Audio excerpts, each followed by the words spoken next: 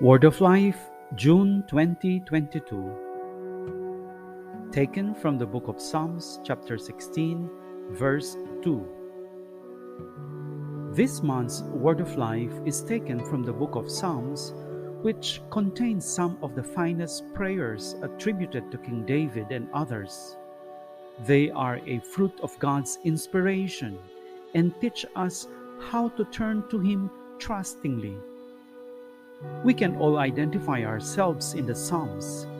They touch the soul intimately and express the deepest and most intense human feelings: doubt, grief, anger, anguish, despair, hope, praise, thanksgiving, and joy.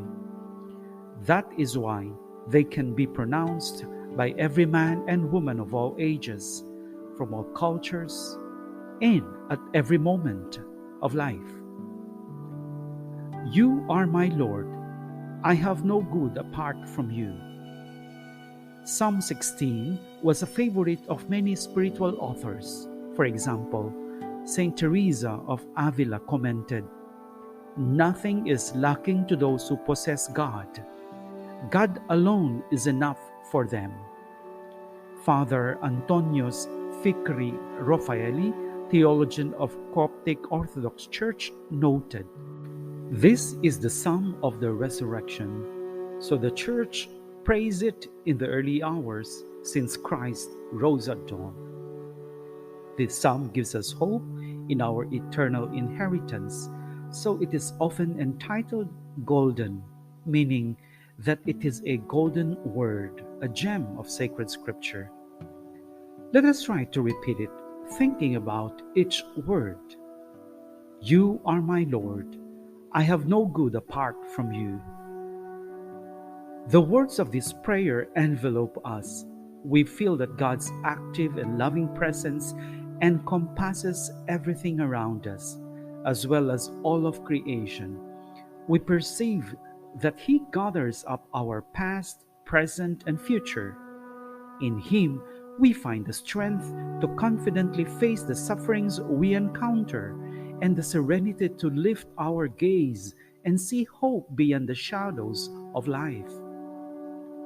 So, how can we live the Word of Life this month? Here is CD's experience. Some time ago, I was not feeling well, so I underwent a series of medical exams which required a great deal of waiting. Finally, I found out what was wrong with me. I had Parkinson's disease. What a huge blow. I was only 58 years old. How could I have Parkinson's? I asked myself why it was happening to me. I taught motor and sport sciences, so physical activity was part of me. I felt I was losing something too important. But then I thought back to the choice that I had made when I was young. You, Jesus crucified and forsaken, are my only good. Thanks to the meditation, I immediately started to feel much better. But I don't know yet what will happen to me in the future. I have decided to live in the present moment. After the diagnosis, quite spontaneously, I wrote a song. I wanted to sing to God, saying, "Yes, my soul is filled with peace." The words of this psalm also resonated deeply in the soul of Focolare founder Chiara Lubich.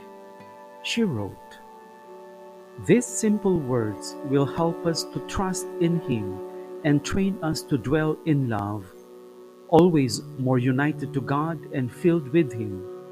We will continually lay down the foundations of our true selves as being made in His image." During the month of June, we can be united in making a declaration of love to God and radiate peace and serenity around us. Letizia Magri.